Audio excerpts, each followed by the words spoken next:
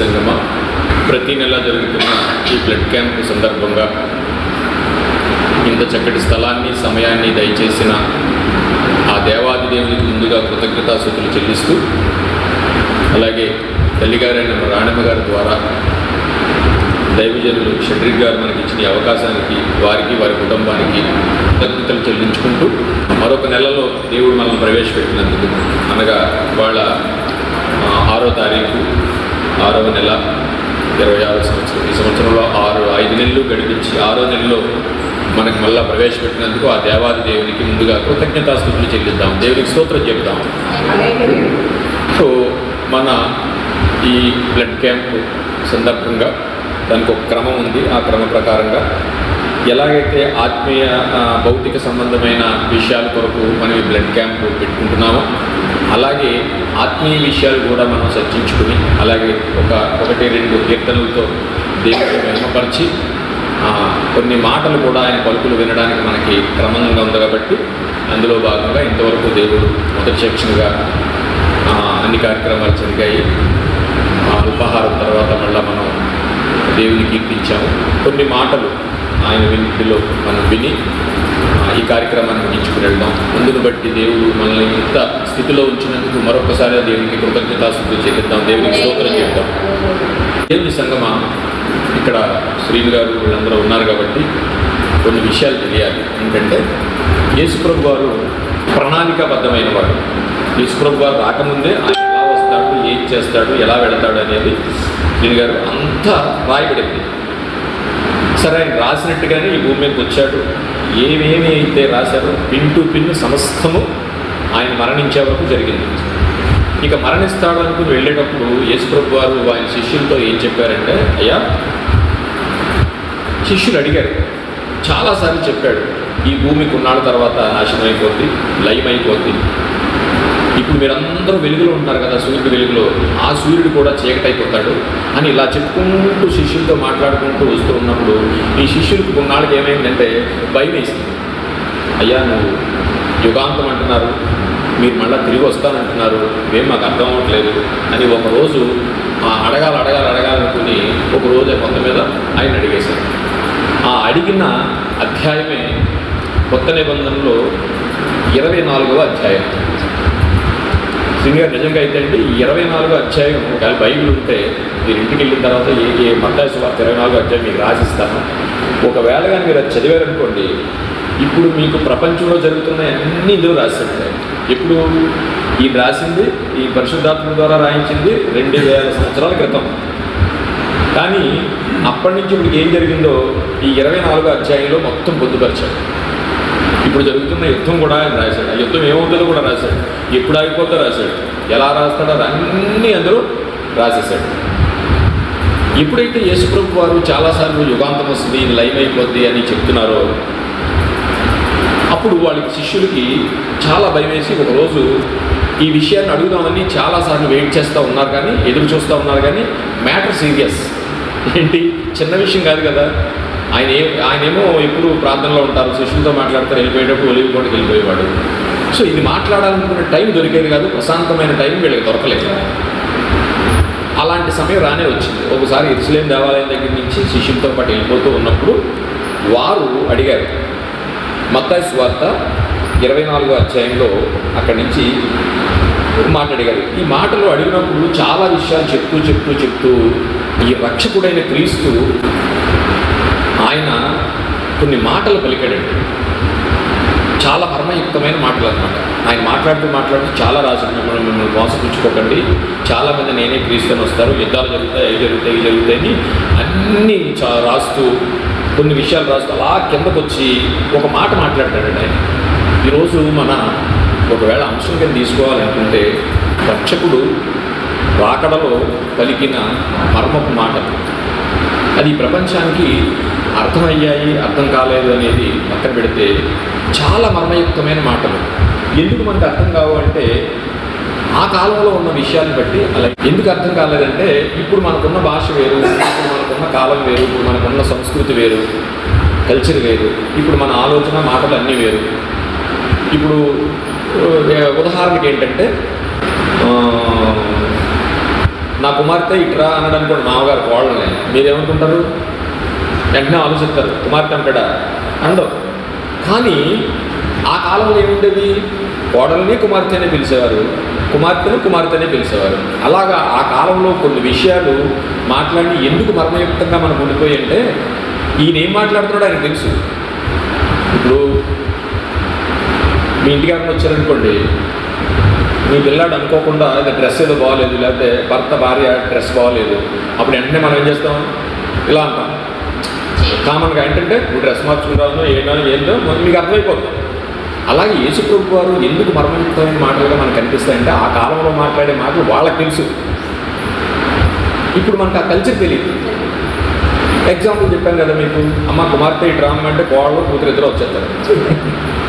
అలాగా కొన్ని మాటలు మర్మయుక్తంగా ఉండిపోయాయి. చాలా విషయాలు ఆ 24వ అధ్యాయంలో ఏం జరగబోతుందో, లోకారంభం నుండి ఏం జరగబోతుందో అంతా చెప్తూ ఆ శిష్యులకి మత్తయి సువార్త 21వ అధ్యాయం 21వ వచనంలో ఒక మాట మాట్లాడతాడు ఆయన. నేను అన్నీ చెప్పట్లేదు, కానీ రక్షకుడి యొక్క రాకలో మర్మపు పలుకులు, మర్మయుక్తమైన పలుకులు ఇవన్నీ పలుకుతూ ఒక మాట మాట్లాడాడు. 24వ అధ్యాయం మత్తయి సువార్త 21వ వచనంలో, లోకారంభము నుండి ఇప్పటి వరకును అట్టి శ్రమ కలగలేదు. ఏమన్నాడండి? లోకారంభము నుండి ఇప్పటి వరకు అట్టి శ్రమ కలగలేదు, ఇక ఎప్పుడునూ కలగబోదు. ఎంత షాకింగ్ ఇదో చూడండి. యేసుప్రభు వారు 24వ అధ్యాయంలో చాలా విషయాలు చెప్తూ పేతులు మీరందరూ వినండి, ఒక విషయం ఒకటి చెప్తాను మీకు.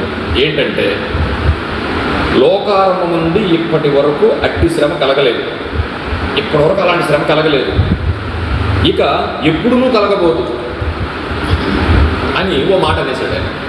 ఆ మాట మళ్ళీ చెప్తున్నాను మీకు, ఎందుకంటే అప్పటి వరకు అంటే భూమి పుట్టిన తర్వాత, మనుషులు పుట్టిన తర్వాత యేసుప్రభు వారు ఆ 24వ అధ్యాయంలో ఒలీవ కొండ దగ్గరికి వెళ్ళి శిష్యులు ధైర్యం చేసి అడిగిన తర్వాత ఒక మాట చెప్తూ చాలా విషయాలు చెప్తూ ఒకటి మాత్రం చెప్తున్నానయ్యా, లోకారంభం నుండి ఇప్పటి వరకు అట్టి శ్రమ కలగలేదు, ఇక ఎప్పుడునూ కలగబోదంట, తర్వాత కూడా కలగబోదంట అంతం అయ్యే వరకు అని ఒక మాట చెప్పాడు.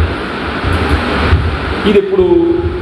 యేసు దేవాలయం బయలుదేరి 24వ అధ్యాయంలో మొదటి వచ్చిన యేసు బయలుదేరి వెళ్ళుచుండగా ఆ శిష్యులు ఆయన దేవాలయం కట్టడం జీవించి ఆయన ఒలీవ కొండకు కూర్చుండి ఉన్నప్పుడు శిష్యులు ఆయన వద్దకు ఏకాంతముగా వచ్చి, అంటే ఈ మ్యాటర్ చాలా సీరియస్ కనుక ఇది చాలా అద్భుతమైన యుగాంతం గురించి ఆయన మాట్లాడుతున్నారు కాబట్టి అన్ని సమయాల్లో మనం అడిగితే బాగుంటుంది. కానీ ఆయన ప్రశాంతంగా ఒలీవ కొండ మీద వచ్చినప్పుడు అడిగినప్పుడు చెప్పిన మాటలు ఒక అద్భుతమైన పలుకులు 24వ అధ్యాయం. అందులో ఒక మాటను మనం ధ్యానం చేసుకుందాం. లోకారంభం నుండి ఇప్పటి వరకు అట్టి శ్రమ కలగలేదు, ఇక ఎప్పుడునూ కలగబోదు అనగానే వాళ్ళు షాక్ అయ్యారు. ఏంటిది అని వెంటనే వాళ్ళు షాక్ అయ్యారు. అయ్యా ఏంటి చెప్పండి అయ్యా అని అనేటప్పటికి, ఏం లేదు పేతురు గారు, ఏం లేదు పేతురు, ఏం లేదు యోహాను. ఆఖరి రోజులు వచ్చేటప్పటికి ఓ మాట 12 వచ్చింది. ఈ వచనాన్ని బట్టి చిన్న ప్రార్థన చేసుకుందాం. పరిశుద్ధుడా, ప్రేమగల తండ్రి, మహోన్నతుడా, మీకు స్తోత్రాలు నాయన. మాకున్న చిన్న తరుణంలో నాయన నువ్వు మాట్లాడిన మాటలు ఈ ప్రపంచాన్ని కుదిపేసే మాటలు, మర్మయుక్తమైన మాటలు. అలాంటి మాటలను ఈరోజు నీ పిల్లల ముందు నాయన అల్పుడనైన నేను నీ నోటి కూరగా పలుకుతుండగా నాయన అవి లోనికి చొచ్చి ఇదిగో శ్రీని గారు, ఆనంద్ గారు, పేరుబాబు గారు అందరూ నాయన వింటుండగా అవి నీ పలుకులు మాత్రమే మా జీవితాన్ని మార్చగలవు. అలాంటి విషయాలను తెలుసుకుని మీ మాటల ద్వారా వినడం వలన విశ్వాసం కలుగున అది క్రీస్తు మాట అయి ఉండాలి కనుక నీ మాటలు పలుకుచుండగా నాయన ఈ చిన్న సమయంలో మాకు ఈ మర్మయుక్తమైన మాటలు మాకు తెలియచేయడానికి మీరు కృప చూపండి. అలాగే పిల్లలందరికీ వారికి ఉన్న యావచ్చింతను మీ పాదాలను నిర్మించడానికి అప్పటికి ఈ చిన్న ప్రార్థన యేసువారి ప్రశస్తమైన నామంలో మిక్కిలి వినయంతో ప్రతిలాడి పెట్టుకుంటున్నాము తండ్రి, ఆమేన్. ఏంటి ఈ మర్మయుక్తమైన మాట అంటే, పేతురు భూమి పుట్టింది కదా, ఇప్పటి వరకు ఇలాంటి శ్రమ కలగలేదయ్యా, ఇక తర్వాత కూడా కలగబోదు అనగానే వీళ్ళు షాక్ అయ్యి అడిగారు. ఇలాంటివన్నీ చెప్పుకుంటూ వస్తూ 12వ వచనంలో మాట మాట్లాడాడు. అక్రమము విస్తరించుట చేత అనేకుల ప్రేమ చల్లారును, అంతము వరకు సహించువాడే ఎవడో వాడే రక్షింపబడును. ఇప్పుడు మనం ఒకవేళ ఏదో బాప్తీసం తీసుకున్నాం, యాత్రికంగా ఏంటి వచ్చేస్తున్నాం ఇలా అనుకుంటే కాదు. దినదినము మనం ఏంటి ఎలాగైతే మన గ్రోత్ పెరుగుతుందో అలాగే మనం కూడా మన ఆత్మీయత పెరగాలి. ఇందులో ఉన్న అర్థాన్ని ఒకసారి చూసి మనం వెళ్ళిపోదాం. ఏంటది? లోకారంభం ఇప్పటికీ జరగలేదు, ఇక మీద కూడా జరగదనే విషయం ఏంటని అడిగినప్పుడు 19వ వచనం, అయ్యో ఆ దినములలో గర్భిణీలకును పాలిచ్చు వారికి శ్రమ. ఏమిటి? గర్భిణీలు ఎంతమంది లేరు? వాళ్ళకి శ్రమ ఏంటి? సిజేరియన్ చేసేస్తున్నారు, డైరెక్ట్గా కంటున్నారు, శ్రమే లేదు. కానీ ఆ కాలంలో ఒక కాలం వస్తుంది, అది ఎప్పుడు జరగలేదు ఇప్పటి వరకు, తర్వాత కూడా జరగబోదు. కానీ ఆ టైంలో గర్భిణీలకు శ్రమ. రెండోది ఏమన్నాడు? పాలిచ్చు తల్లులకు శ్రమ. ఏంటిది పాలిచ్చు తల్లులకు శ్రమ ఏంటి అంటే, ఈ మాట ఎందుకంటే రెండవ రాకడ వస్తుందయ్యా, ఆ రాకడలో ఈ భూమి అంతా లయమైపోద్ది. ఇప్పటి వరకు కాంతి కాంతి కాంతి అనుకున్న సూర్యుడు చీకటైపోతాడు, చంద్రుడు ఎర్రబడిపోతాడు, ఈ ప్రపంచం ఈ భూమి అంతా లయమైపోద్దని చెప్తున్న మాట. ఆయన రెండవ రాకడలో ఏం జరుగుతుందో చెప్తున్న మాట. ఇది సత్యమైన మాట అని ఒక చిన్న మాటను చెప్పాడు. ఎందుకంటే లోకారంభం ఇంతవరకు జరగలేదు, ఇక తర్వాత కూడా జరగదు. ఏంటో తెలుసు, అది గర్భిణీ స్త్రీలకు శ్రమ. అంటే ఏంటి గర్భిణీ స్త్రీలకు శ్రమ అంటే, యేసు ప్రభు వారు రెండవ రాకడలో ఆయన మధ్యాకాశానికి వస్తాడు. వచ్చినప్పుడు అందరూ కూడా అప్పటి వరకు క్రీస్తులో ఉన్న వాళ్ళందరూ ఏం చేస్తారండి? ఎత్తబడతారు. ఎత్తబడటం అంటే శరీరం ఎక్కడే ఉండిపోద్ది, ఆత్మ వెళ్ళిపోద్ది.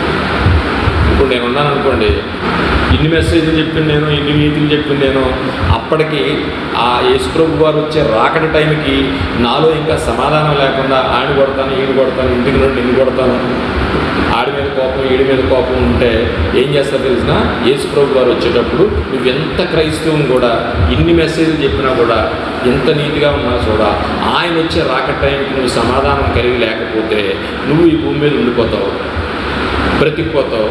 నీ వెనకాలన్న నీ భార్య ఏమవుతుందంటే వెళ్ళిపోతుంది. అది జరుగుతుంది. ఒకవేళ జరగబోతుంది ఇది. ఆయన రాకడ సత్యం. వచ్చినవాడు వస్తానన్నాడు. ఆయన రావడానికి ఎన్నో సంవత్సరాలు, 3500 సంవత్సరాలు ఆయన వస్తాడని రాశారు. వచ్చాడు, ఏం చేశారో అన్నీ రాసుకుని చూసుకుని వెళ్ళిపోయాడు. ఇక రానన్నవాడు రెండోసారి రాకుండా ఉంటాడా? ఖచ్చితంగా వస్తాడు. ఆయన వచ్చినప్పుడు జరిగే విషయాల గురించి ఏంటంటే అని చెప్తూ ఈ 21లో ఈ 19లో ఉన్నది, ఆ దినములలో గర్భిణీ స్త్రీలకు శ్రమ, పాలిచ్చు వారికి శ్రమ. అంటే యేసు ప్రభు వారు ఈ భూమి మీదకి ఎప్పుడైతే వచ్చాడో, ఆ వచ్చినప్పటికి ఆయన రాకడ టైంకి ఎవరైతే క్రీస్తుని నమ్ముకుని పూర్ణమైన ఆత్మతో, పూర్ణ భక్తితో ఎవరైతే సమాధానం కలిగి ఉంటారో వారు మాత్రమే ఎత్తబడతారు. అందుకే చెప్పేశాడు, 2 పొలంలో ఉంటారట, ఒకళ్ళు ఎత్తబడతారంట, ఒకళ్ళు విడవబడతారంట. అంటే భర్త భార్య పొలంలో ఉన్నారు, ఒకళ్ళు నమ్ముకోలేదు, ఒకళ్ళు నమ్ముకున్నారు. నమ్ముకున్న వాళ్ళు దేవుళ్ళే ఎత్తబడతారు, నమ్ముకోలేని వాళ్ళు ఉంటారు. అందుకు ఇంకోటి కూడా చెప్పాడు, 2 మంచం మీద ఉంటారు, ఆ తల్లి భార్యాభర్తలు కానీ తండ్రి కుటుంబం కానీ ఎవరైనా ఉంటారు. అందులో నమ్ముకున్న వాళ్ళు ఏం చేస్తారు? ఒకళ్ళు పైకి ఎత్తపడతారు, ఒకళ్ళు విడవబడతారు. అంటే యేసు ప్రభు వారు ఎప్పుడు వస్తారో తెలియదు. ఆయన వచ్చే టైంకి ప్రతిదినం మనం సిద్ధపడి ఉంటే, ఆ సిద్ధపాటు ఉన్నప్పుడు దేవుడిలో వచ్చినప్పుడు ఎత్తపడతాము. ఆయన నమ్ముకుని లేకుండా క్రైస్తుడువైనా బాప్తిసం తీసుకున్నా ఆయన సమయానికి నువ్వు సమాధానం కలిగి లేకపోతే, ఇంకా లోన్ అయ్యి పెట్టుకుంటే నేను చంపేస్తాను, బడి చంపేస్తాను, ఇది చంపేస్తానని ఆలోచనతో మనం ఉంటే మనం ఎత్తపడం అనేది దేవుని యొక్క రెండవ రాకడ పద్ధతి. సో అలా టైంలో ఈ విషయం గురించి ఏం చెప్తున్నాడంటే, అయ్యో ఆ దినములలో గర్భిణీ స్త్రీలకు శ్రమ. అంటే గర్భిణీ స్త్రీకి 9 నెలలు నిండిపోయాయి. చూడండి, గర్భిణీ స్త్రీలకు 9 నెలలు నిండిపోయాయి. యేసు ప్రభు వారు రానే వచ్చారు. వచ్చిన తర్వాత మనం ఏమనుకున్నాం అంటే, మీకు కొంచెం ఆలోచన లేదు కనుక మనం ఏమనుకున్నాం అంటే, యేసు ప్రభు వారు వచ్చినప్పుడు ఈ శరీరం ఇక్కడ ఉండిపోద్ది, ఆత్మ ఆయన దగ్గరికి వెళ్ళిపోతుంది. నమ్ముకున్న వాళ్ళు మాత్రమే రాకడలో, యేసు ప్రభు వారు రాకడలో యేసు ప్రభువును నమ్ముకున్న వారు మాత్రమే ఎత్తబడతారు. ఎత్తబడిన వారిలో శరీరం ఉండిపోద్ది, ఆత్మ వెళ్ళిపోద్ది. కాబట్టి ఇప్పుడు గర్భిణీ స్త్రీకి శ్రమ అంటే, యేసు ప్రభు వారు రానే వచ్చారు రెండవ రాకడలో. గర్భిణీ స్త్రీ 9వ నెల పడుకుని ఉందండి. ఇప్పుడు ఆ తల్లి నమ్ముకోలేదు. ఎవరు? ఆ గర్భిణీతో ఉన్న తల్లి నమ్ముకోలేదు. మరి లోనున్న బిడ్డ దేవుని బిడ్డ, ఇంకా పుట్టలేదు. ప్రతి ఆత్మ ఎవరిది? దేవుని ఆత్మ. 9వ నెల అయిపోయింది, లోన బిడ్డ ఉంది. ఎప్పుడైతే యేసు ప్రభు వారు ఈ భూమి మీదకి వచ్చారో ఆత్మలు ఎత్తబడతాయి కదా. మరి లోనున్న పొట్టలో ఉన్న ఆత్మ ఏమవుద్ది? పుట్టలో ఉన్న ఆత్మ ఏంటది? కడుపు చించుకుని ఎత్తబడతాది. దేవునికి మహిమ కలుగునుగాక. ఎప్పుడు? రెండవ రాకడలో. ఆ రాకడ తర్వాత ఇంకేమీ ఉండదు. చాలా ఉంది. కానీ ఆ రాకడ తర్వాత ఏం జరుగుతుందంటే కడుపులో ఉన్న బిడ్డ ఆత్మ కడుపును చించుకుని పైకి వెళ్ళిపోద్ది. అలాంటి పరిస్థితి అంట ఇంకెప్పుడు జరగదంట. ఎంత కష్టమో చూడండి, తల్లికి కడుపు పెగిలిపోయిందంటే. ఫుల్ మత్తిచ్చి ఆపరేషన్ చేస్తేనే అంతంత మాత్రం. అంటే కడుపులో ఉన్న బిడ్డ దేవుని ఆత్మ ఇంకా పుట్టలేదు కనుక పిండమునే జారిపోవటం మేలు అంటాడు. ఎందుకంటే పుట్టి ఇవన్నీ చేసే కంటే పిండంగా చచ్చిపోతానంటే దేవుడి దగ్గరికి వెళ్ళిపోతా ఉంటాం. ఇప్పుడు లోన్నది ఏంటి? పిండమేనా? ఈ పిండం ఎవరి ఆత్మది? దేవుని ఆత్మ. దేవుని ఆత్మ దేవుని దగ్గరికి వెళ్ళిపోతుంది. దానికి ముందే చెప్పాడు, మొన్నైనది ఎన్నికటి వల్లే మొన్నైపోవును, ఆత్మ తన దయచేసిన దేవుని యొక్కకు క్షణములో వెళ్ళిపోవునట. ఎప్పుడైతే ఆయన రాకొచ్చిందంటే టాక్కమైన సెకండ్ల మీద అన్నీ జరిగిపోతాయి. అది రాకడలో జరిగేది అన్నమాట.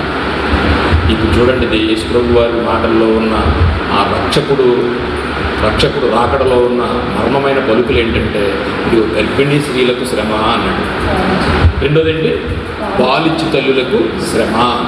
పాలిచ్చు తల్లికి శ్రమ ఏంటి? ఇదట మనం ముందు చదువుకున్నాం. ఇదంట ఎప్పుడు జరగదట. ఇక వరకు ఎప్పుడు జరగలేదట, తర్వాత కూడా జరగదట. అంటే రెండో రాకడ తర్వాత ఇంకేం ఉండదు, అన్నీ లయమైపోతాయి. ఆయన వచ్చాడంటే దాని గురించే మనం ఎదురు చూస్తున్నాం. బహుశా మనం ఆయన వచ్చేవరకు ఉంటామో లేదో తెలియదు, ఆయన రాకడికి ఎత్తపడతామో లేదో తెలియదు.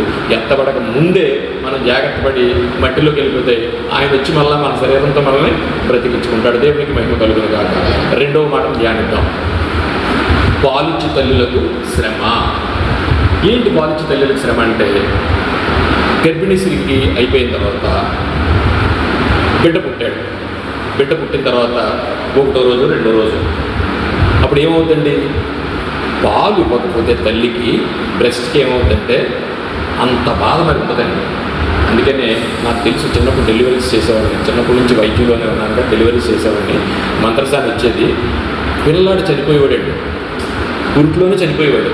ఆ కిడ్డు చచ్చిపోయినప్పుడు ఏమవుతుందంటే తల్లి పాలు ఇవ్వాలి.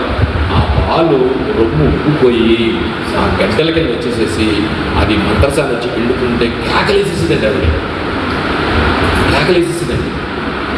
యేసుప్రభు వారి మాటలు ఎలా ఉంటాయంటండి, ఆయనది అందరికి అర్థం కాదండి. రెండు మాటలు చెప్తున్నాను. లోకారంభం నుండి లోకారంభం నుండి ఇప్పటి వరకు జరగలేదు, ఇక తర్వాత కూడా జరగదట. ఏంటంటది? ఇది రెండవ రాకడ. ఆ రాకడలో ఏం జరుగుతుందంటే గర్భిణీ స్త్రీకి శ్రమ మనం విన్నాం. పాలిచ్చి తల్లికి శ్రమ ఏంటంటే బిడ్డ పుట్టాడట, పురుట్లోనే చచ్చిపోయాడట. ఈ తల్లి పరిస్థితి ఏంటి చెప్పండి? ఇప్పుడైతే హాస్పిటల్స్ ఉన్నాయి, ఇప్పుడైతే ఉన్నాయి. రెండవ రాకడలో హాస్పిటల్స్ ఉన్నాయి. నీ పక్కన ఉన్న వాళ్ళు ఎత్తబడతారు, నీ పక్కన ఉన్న వాళ్ళు ఉంటారో లేదో తెలియదు. అంటే ఇది సైన్స్. ఇది ఏం సైన్స్ అంటే, ఎప్పుడైతే బిడ్డకు పుట్టిన వెంటనే తల్లి పాలు ఇవ్వలేదో రొమ్ములు పెయిన్ వచ్చేస్తాయి. 21 రోజులు గడ్డలు ఫామ్ అయిపోతాయండి. నెల రోజుల్లో క్యాన్సర్ కింద మారిపోతాయి. ఈ మంత్రసాని నుండి ఆ పాలు పిండి బిడ్డకి ఇవ్వకపోతే, బిడ్డలు ఏడు కనుక బయట బారపోయకపోతే, బయటకు తీయకపోతే అలాంటి బాధ తల్లులకి మామూలు బాధ కాదు. ఈరోజు హాస్పిటల్స్ ఉన్నాయి కనుక అందరూ ఏదో చేస్తారు, మంత్రసాని ఉంటుంది. ఆ రెండవ రాకడలో పక్కన మంత్రసాని ఉండకపోవచ్చు, ఎవరో లేకపోవచ్చు. మంచం మీద ఉన్న తల్లి పరిస్థితి ఏంటి? అలాంటిదంట ఇంకెప్పుడు జరగదట. దేవునికి మహిమ కలుగును కాక. అలాంటిదంటే ఇంకెప్పుడు కలుగుదా.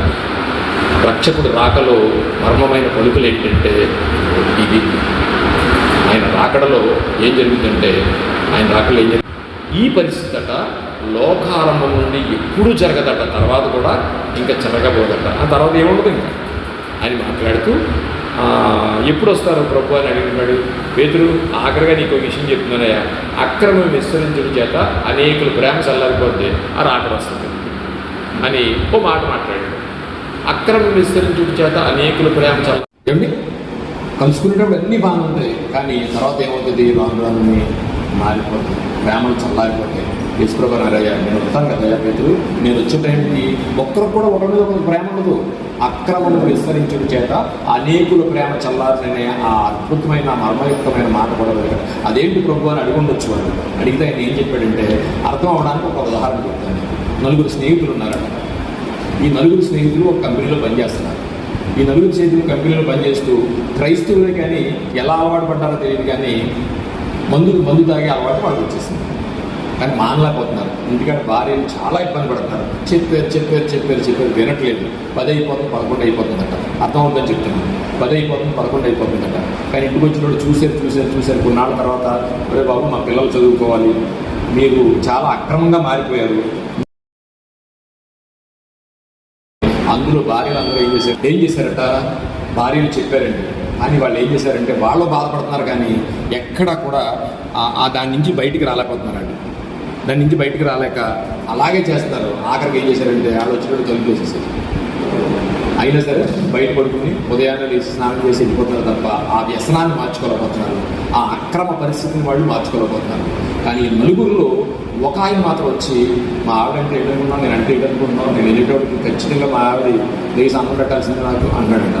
చూశారు. ఓ రోజు మందు తాగేసి నలుగురిని తాగేసి, మరి మీ ఆవిడ నీ గురించి వస్తున్నా కదా, అదేంటో నేను చూడాలని వెళ్ళిపోతున్నాడని కూడా వెళ్ళారట. కూడా వెళితే ఆవిడ మహాతల్లి వీడి గురించి ఎదురు చూస్తూ ఉంటారు, ఎప్పుడు వస్తాడు ఎదురు చూస్తూ ఉంటే వీళ్ళు ఆశ్చర్యపోయారు. వీడు చెప్పింది నిజమేరా బాబు అనుకుని లోనికి వెళ్ళిన తర్వాత, వీడంటే అంత భయం వాళ్ళ ఆవిడకి అనుకుని లోనికి వెళ్ళిన తర్వాత అన్నయ్య గారు ఇలా వచ్చేదని అడిగితే ఏం లేదమ్మా, ఉన్న విషయం ఏంటంటే మేమైతే మానలేకపోతున్నాం, వ్యసనం అయిపోయింది మాకు. ఇదిగో ఈ టైం అయిపోతుంది, మా భార్యలు మా పిల్లలు మమ్మల్ని రిజెక్ట్ చేసేసారు, మీకు ఇలా పడతా ఉన్నాం, వీడేదో అనుకుంటే చూద్దామని మీ ఇంటికి వచ్చాం అని చేతులు ఎత్తి అన్నం పెట్టారట. కానీ అమ్మ ఏంటి నువ్వు ఇలా చేస్తున్నావు, ఆడికి ఇంటికి అంత భయపడుతున్నాను అంటే, మా ఆయనండి తినరోడండి అందట. వీళ్ళకి షాక్, ఏదో చేస్తున్నాడని వీళ్ళు అనుకుంటే అక్కడ జరిగింది ఏంటంటే మా ఆయన తినరోడని అంటారు. అనగానే వీళ్ళు ఆశ్చర్యపోయారు. అదిట మా రాజేశారంటే, అవునండి మీ సంగతి నాకు తెలియదు, కానీ నా భర్తకైతే నేను ఎన్నోసార్లు చెప్పాను, కానీ మానట్లా, వాళ్ళ అక్రమం విస్తరించిపోయింది. కానీ నేను ఎందుకు చేస్తున్నానో తెలిసినా, దేవుడు నాకేం చెప్పాడంటే, నన్ను నీ భర్తకు లోబడమన్నాడు. ఎప్పటి వరకు లోబడమన్నాడంటే, అంతము వరకు సహించువాడే ధన్యుడిగా మనం చదువుకున్నాం కదా, అంతము వరకు సహించువాడే ధన్యుడు అని నా దేవుడు చెప్పాడు. అందుకని వీడి గురించి నేనెందుకు నా పరలోకాన్ని వదిలేసుకుంటాను, దేవునికి మహిమ కలుగును కాదు. వాడు చెడు చేస్తున్నాడని నేను కూడా మీ భార్యలాగే తొలిపేసుకుని ఉంటే నేను పరలోకాన్నగా, ఎందుకంటే దేవుడు నాకు చెప్పాడు అంతము వరకు సహించువాడే ధన్యుడని. కనుక నేనేం చేస్తున్నానంటే, నా పిల్లలైనా నేనైనా సరే, నా పిల్లలు నేను పరలోకం వెళ్ళాలనుకున్నాను. అందుకని అక్రమం విస్తరించుట చేత అనేకులు ప్రేమ చల్లాలని దేవుడు చెప్పాడు. ఇంకొకటి ఏంటంటే, వివాహాల్లో ఉపయోగిస్తున్నారు. ఎందుకంటే వివాహాల్లో ఒక విషయాన్ని మనం చెప్పాలి.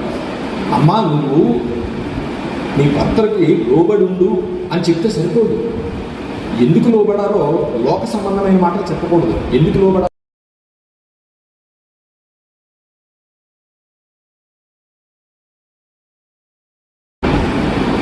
నీ కొరకు నా కొరకు పరలోకం ఇవ్వాలని, నరకానికి పోతామని క్రీస్తు ఈ భూమి మీద ఉన్న ఏ మనిషి కంటే తక్కువ సహించాడా, ఎక్కువ సహించాడా?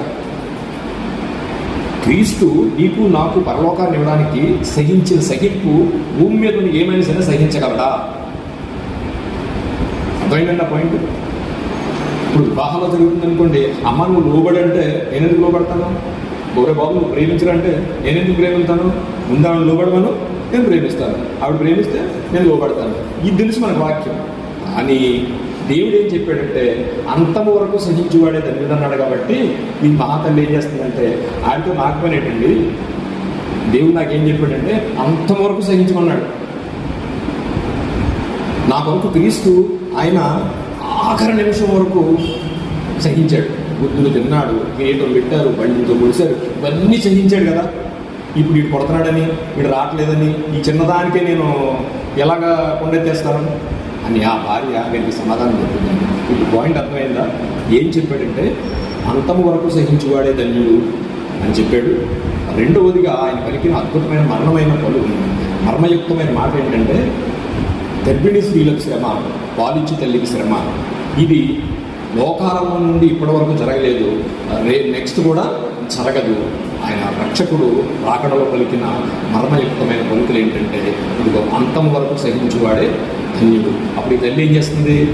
ఏమైనా సరే సహించు. మనం ఏంటంటే భర్త 2 సార్లు కొట్టడానికి భార్య వదిలేసి వెళ్ళిపోవడం జరుగుతుంది, గొడవలు జరుగుతున్నాయి. అలాగే భర్త భార్య మాట వింటలేదని వదిలేసి వెళ్ళిపోవడం జరుగుతుంది. కానీ మనకు తెలియాల్సిన విషయం ఏంటంటే, నీ కొరకు క్రీస్తు నలగగొట్టబడి విధేయత నేర్చుకున్నాడట. అంతేనండి వాక్యం. ఆయన హింసించబడి లేదా నలగగొట్టబడి విధేయత నేర్చుకున్నాడట. ఇప్పుడు మనం కూడా మన కుటుంబాల్లో అవసరమైతే నీ కొరకు నీ భర్త కొట్టినా కాస్త ఓపిక బట్టి నువ్వు ప్రార్థన చేస్తే ఖచ్చితంగా దేవుడు నిన్ను నీకు అంతం వరకు సహించువాడు తండ్రుడంటే ఖచ్చితంగా భౌతికంగా ఆత్మీయంగా కూడా మనకి చేస్తాడు. అలాగే అంతం వరకు సహించేవాడు తండ్రుడు. అప్పుడు ఇవేం చేసిందంటే, ఇగో అన్నయ్య గారు వాడు వచ్చినా రాకపోయినా దేవుడు నా కొరకు ఎంతో కష్టపడ్డాడు, నేను ఏమాత్రం కష్టపడలేనా? ఇప్పుడు కుటుంబంలో వచ్చేది ఇదే, ఇలా అన్నాడని నానేస్తాం. కానీ క్రీస్తు నీ గురించి ఏం చేశాడు? ఎన్ని శ్రమలు అనుభవించాడు? ఆ శ్రమలు నీకు ఉన్నాయా అప్పుడు? కానీ క్రీస్తు గురించి నువ్వేం చేయాలంటే, అవసరమైతే నీ భర్త హింసలు అనుభవించు, అవసరమైతే నీ భార్య హింసలను అనుభవించు, ఇవన్నీ అనుభవించి నీ నోరు జాగ్రత్తగా ఉంచుకుని అంతం వరకు సహించేవాడే తండ్రుడు. ఈ 24వ అధ్యాయంలో రక్షకుడు రాకడలో పలికిన పలుకులు మర్మయుక్తమైన పలుకులు స్పష్టంగా అప్పుడు చెప్పారు. ఇప్పుడు ఏం జరిగింది తెలుసునండి? ఈ నలుగురికి కూడా జ్ఞానోదయం కలిగింది, మనోనేత్రాలు వెలిగించబడ్డాయి. ఆ నలుగురు కూడా మారిపోయారు. ఇది ప్రియులారా 24వ అధ్యాయంలో అద్భుతమైన మాటలు. శ్రీగారు బైబిల్ ఉందా మీకు? బైబిల్ ఇస్తాను ఒకసారి, అది చెప్తాను, ఒకసారి చదవండి. మీరు చదివితే 24వ అధ్యాయం జరిగితే ప్రపంచంలో అప్పటి నుంచి జరిగిపోయినవి ఉంటాయి, ఇప్పుడు ఇంకేం జరుగుతుంది కూడా అందులో ఉంటుంది. ఈ 24వ అధ్యాయం మత్తయి సువార్త మనం చదివితే కరెంట్ ఈవెంట్స్ ఎన్నో విషయాలు ఆయన అందులో పొందుపరిచాడు. ఈ మాటలు ఆయన ఇంట్లో దీవించిన చిన్న ప్రార్థన చేసుకుందాం. పరిశుద్ధుడా, ప్రేమగల తండ్రి, మహోన్నతుడా, మీకు స్తోత్రాలు నాయన. గతించిన కాలం అంతట్లో మీ కృపలో భద్రపరిచారు, నడిపించారు నాయన. ఈ ఉదయకాల సమయంలో ఈ బ్లడ్ క్యాంప్ సందర్భంగా మీరు ఇచ్చిన అవకాశానికి కృతజ్ఞతాస్తుతులు చెల్లిస్తూ నాయన ఇప్పటివరకు మీరు తోడుగా ఉండి నడిపించారు. ఇక జరగబోయే 2వ సెక్షన్లో కూడా మీరు తోడుగా ఉండి నడిపించమని నాయన మీరు ఇచ్చిన మాకు క్రమం ప్రకారంగా నాయన భౌతికంగా ఆత్మీయంగా కూడా మీ సన్నిధిలో గడపడానికి మీరు ఇచ్చిన అవకాశానికి కృతజ్ఞతాస్తుతులు చెల్లిస్తూ ఈ అవకాశాన్ని ఇచ్చిన దైవజనుల యొక్క కుటుంబానికి కూడా మీరు ఆశీస్సులు కలుగజేస్తూ నాయన ఈ పిల్లలకు ఇవాళ చేస్తున్న టెస్టుల విషయంలో వారందరికీ చక్కటి రిజల్ట్స్ వచ్చి నాయన మరొక నెలలో మేము కలుసుకోవడానికి మీరు కృప చూపమని, అలాగే ఈ మాటలు నాయన వారి హృదయాల్లో పొందుపరుచుకొని మీ ఉన్న లోకానికి రావడానికి అనేకమైన మర్మయుక్తమైన మాటలు ఇంకా ధ్యానించి మీ సన్నిధిలో నిలవడానికి మీరు కృప చూపమని మీ చిన్న ప్రార్థన యేసు వారి ప్రశస్తమైన నామములో మిక్కిలి వినయంతో